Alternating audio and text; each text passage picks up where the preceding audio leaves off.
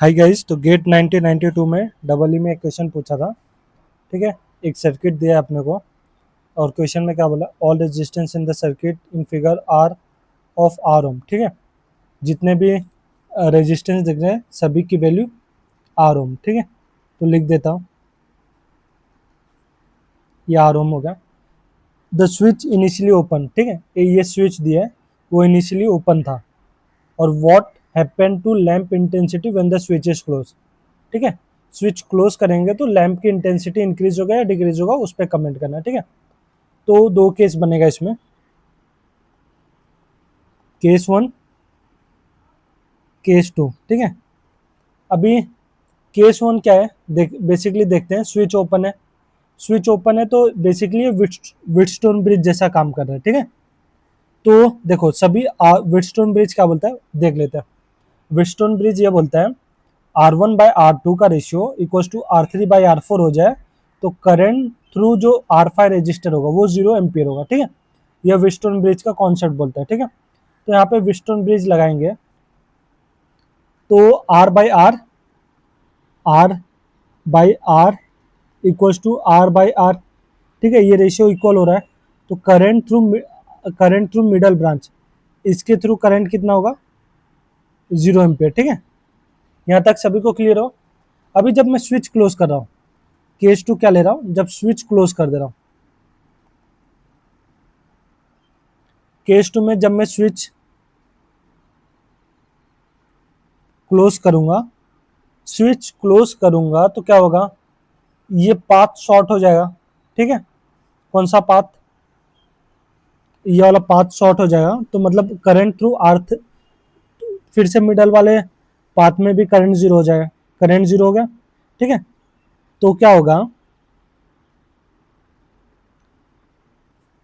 देखो इसका circuit before वाला सर्किट बनाता हूँ, आफ्टर वाला जो स्विच क्लोज है उसका सर्किट बताऊंगा।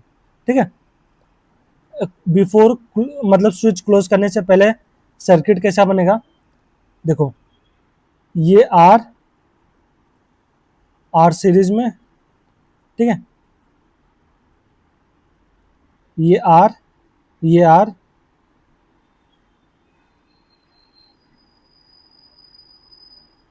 ये भी आर, ये भी आर। ठीक है, बीच वाला पाथ का कोई मतलब नहीं रहेगा। ठीक है, 2R।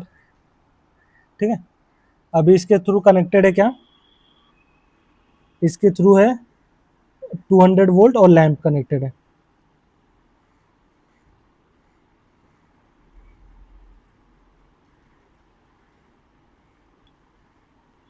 ये 200 वोल्ट, ये लैंप कनेक्टेड है। ठीक है, तो अभी देखो बिफोर वाला सर्किट और आफ्टर स्विच क्लोज करेंगे, स्विच क्लोज कर दिया तो ये पाथ शॉर्ट हो गया, सर्किट सेम बनने वाला है।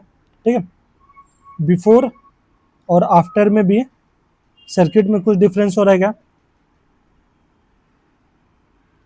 सर्किट में कुछ डिफरेंस नहीं हो रहा। ठीक है, तो जो पहले करंट फ्लो हो रहा था, लेट मी, ये 200 वोल्ट, ये लैंप, ये आर, ये आर, ये आर, ये आर, तो बिफोर I2 बोल दे रहा हूँ केस टू में, और केस वन में I1 बोल दे रहा हूँ। ठीक है, लैंप की इंटेंसिटी किसकी बेसिस पे डिसाइड होगा, लैंप की इंटेंसिटी, पावर बोल दो, पावर बोल सकते हैं I² मल्टीप्लाई बाय आर के बेसिस पे। तो देखो आर ऑफ लैंप, ठीक है, resistance of lamp before after same होने वाला है। ठीक है, अभी I1 और I2 के बीच में कमेंट कर देंगे तो देखो I1 इक्वल्स टू I2 होगा। ठीक है, क्यों होगा, क्योंकि सर्किट में कुछ चेंजेस ही नहीं हुआ। तो लैंप की इंटेंसिटी बिफोर, बिफोर जो लैंप की इंटेंसिटी रहेगी same intensity after switch close करने के बाद भी रहेगी। ठीक है,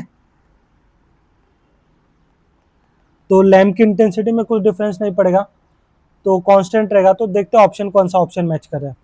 ठीक है, lamp intensity will remain same, तो option C is the correct answer for this question. Hope this is clear to all, thank you.